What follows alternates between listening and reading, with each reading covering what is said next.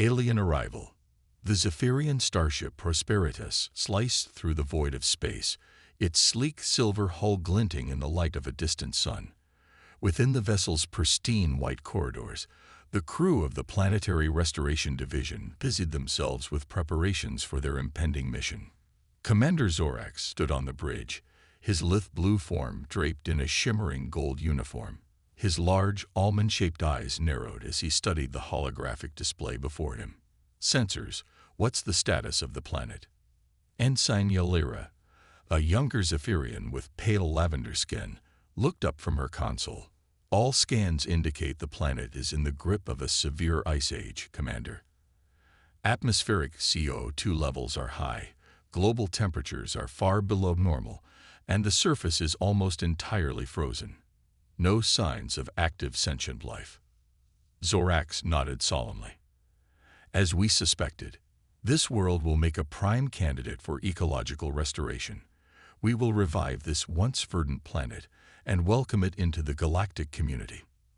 The Prosperitas entered orbit around the white sphere that was Earth.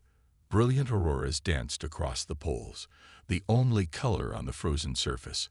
The ship dispatched a landing party to establish a base camp and begin the slow process of restoring the planet's climate and biosphere. As the shuttle descended through wispy ammonia ice clouds, the crew marveled at the desolate beauty of the glaciers and snow-capped mountains below. They touched down in a barren plateau and donned heated environment suits to explore the frigid, thin-aired landscape. Dr. Kivara, the lead xenobiologist, knelt to examine the ground. She brushed aside a patch of snow, revealing dusty regolith beneath. No signs of multicellular life here. As expected, we'll need to raise global temperatures and thicken the atmosphere before we can even think about seeding new flora and fauna. And so the Zephyrians set to work, little suspecting that deep beneath the ice, the last of humanity still clung to life, waiting and watching from hidden bunkers. Melting the ice. Over the next several months, the Prosperitas crew labored tirelessly to revive Earth. A swarm of mirror satellites was placed in polar orbit to reflect additional sunlight onto the surface. Towers were erected to pump greenhouse gases and oxygen into the thinning air. Engineered algae spread across the frigid oceans, darkening the waters and promoting heat absorption. Orbital lasers carved channels in the ice to encourage melting and drainage. Slowly, surely, the global climate began to change. Commander Zorax monitored the terraforming progress from the bridge. A ghost of a smile played across his sapphire features as the planetary sensors showed creeping increases in temperature and atmospheric density. But as the ice retreated, a puzzling anomaly became apparent. The ship's science officer, Dr. Nerem, highlighted a region in the northern hemisphere where regular geometric shapes were emerging from beneath the glaciers. Commander, those structures are too regular to be natural formations. They almost look like buildings. Roads? How can this be? Zorax leaned forward, perplexed by the images. Conduct a more thorough scan of the area. Send a probe if you have to. I want to know what those structures are. A few days later, the probe returned stunning footage. Poking up from the rotten ice were the unmistakable spires and domes of a ruined city, collapsed skyscrapers, crumbled highways, ancient vehicles trapped like flies in amber. Dr. Nerem could barely contain his excitement. This planet had an advanced civilization. They must have been wiped out by the Ice Age. Imagine what we could learn from their ruins. But Commander Zorax felt unease prickle the back of his neck. Something didn't add up. Why had their initial scans not detected any trace of this lost civilization? As the Prosperitas continued to warm the planet and the ice retreated further, he had a sinking feeling they would soon find out. Impossible discovery. A few weeks later, pandemonium erupted on the bridge of the Prosperitas. Alarms blared and red lights flashed as the long-range sensors registered an impossible reading. Commander, Ensign Yalira called out, her eyes wide with disbelief. I'm detecting active power signatures from beneath the planet's surface, and they're moving. What? Commander Zorax rushed to the sensor console. That's not possible. Are you sure it's not a malfunction? Dr. Narim pointed to the readout. There's no mistake, sir. There are thousands of small energy sources emerging from underground. And I think they're vehicles and machines, piloted by life signs. The Zephyrians watched in astonishment as the first human convoy crested a distant hill, the fading sunlight glinting off dented solar panels and worn metal. Zorax ordered a recon team to intercept the convoy and assess the situation. Within the hour, the shaken recon team reported back. They had made first contact with the surviving remnants of humanity, ragged, lean, but fiercely determined. According to the human leader, a woman named Azara, a fraction of humanity had taken shelter in underground bunkers when the Ice Age hit. For thousands of years, they had survived in buried cities, powered by geothermal energy and nuclear fusion. They grew crops in hydroponic farms and kept their population stable through strict birth control and cryogenic sleeper ships, and they never stopped dreaming of the day they would walk freely on the surface again. That day had come sooner than expected, thanks to the Zephyrians' terraforming efforts. But the humans were hesitant to simply hand control of their ancestral homeworld over to alien saviors. Azara invited Commander Zorax to a meeting to discuss the future of Earth, a future the humans very much intended to be a part of. Zorax accepted the invitation, his mind reeling. He had overseen many planetary restoration projects, but never before had he encountered a lost civilization that had managed to survive an ice age through sheer tenacity and ingenious preparation. The humans were an enigma, a young race, but one possessed of remarkable resolve. As he prepared for the impending negotiations, Zorax couldn't shake the feeling that the humans were more than they first appeared. Little did he know, the most trying phase of the Prosperitas mission was only just beginning. Tense negotiations. Commander Zorax stepped into the cavernous atrium of the Cheyenne Mountain bunker, flanked by Dr. Narim and two security officers. The air was cool and musty, tinged with the ozone scent of recently activated machinery. Zara stood waiting for them, wearing a slightly tattered but still immaculate red and gold uniform. Her bronze skin and close-cropped black hair shone under the stark lights.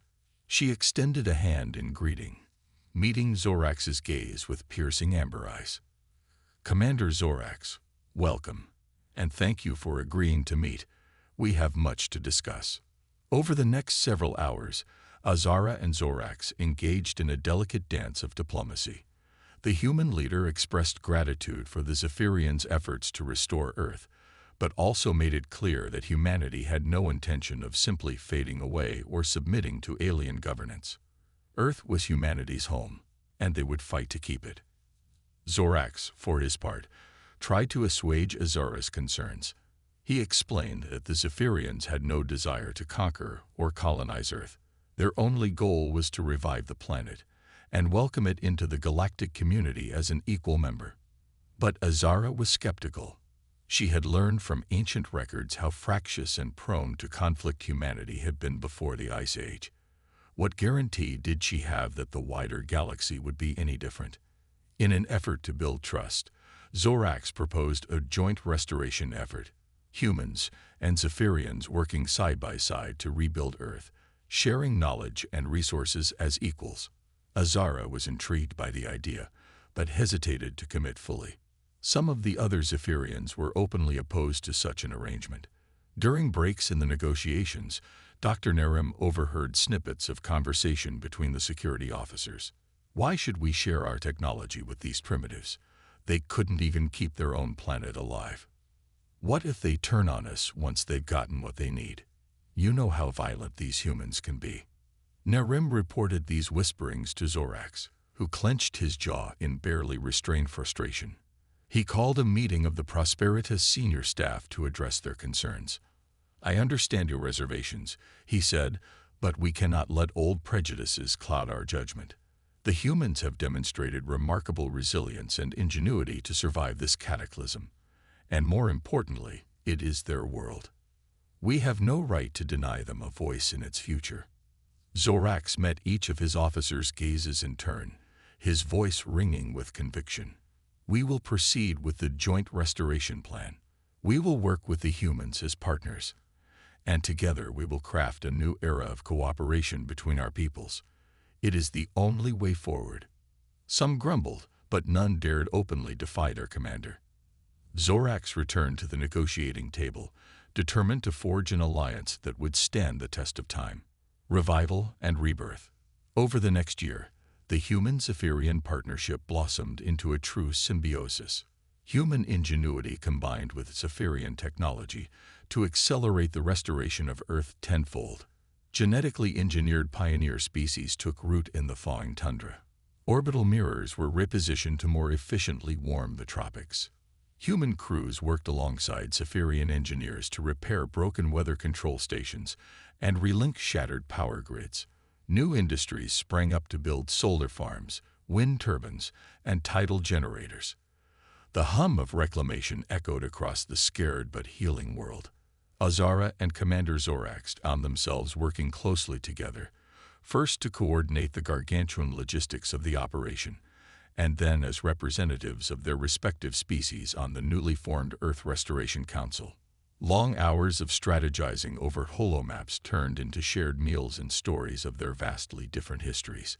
A tentative respect blossomed into genuine friendship, and perhaps the hint of something more. As the months flew by, both humans and Zephyrians evolved in the crucible of their shared struggle. Humans learned to think beyond their tribal pasts, to see themselves as part of a greater galactic whole.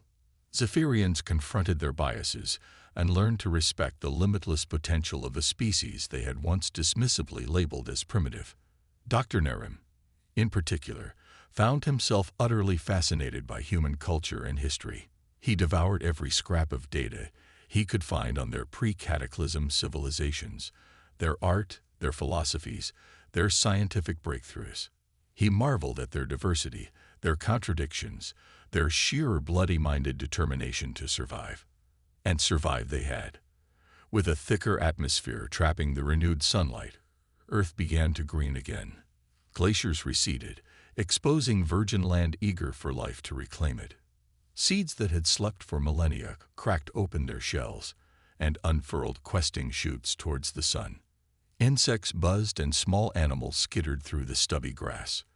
Birds sang in the budding trees. Fish darted through the meltwater streams. And for the first time in ages, human children laughed and played under an open sky. On the day the Prosperitas was due to depart for its next mission, Commander Zorax and Azara stood together on a grassy hillside overlooking a rejuvenated valley. The human leader's eyes shone with unused tears as she took in the vista of her reborn world. "I never thought I would live to see this day," she murmured. "We spent so long just trying to survive, to keep the dream of returning to the surface alive. At times it felt impossible, like we were deluding ourselves." She turned to Zorax, her face etched with gratitude. "But you made it possible. You gave us back the sky. I don't know how we can ever repay you." Zorax shook his head with a gentle smile. "There is no debt, Azara. You have given us a gift beyond price. The chance to see the strength and spirit of humanity firsthand. You have changed us, perhaps even more than we have changed your world." The two leaders embraced, a gesture of friendship, of respect, of hope for a future where their peoples would stand together as beacons of unity in a vast and wondrous galaxy. As the Prosperitas lifted into the sky, Azara raised a hand in farewell, a promise and a challenge. The Zephyrians had brought humanity back from the brink of extinction.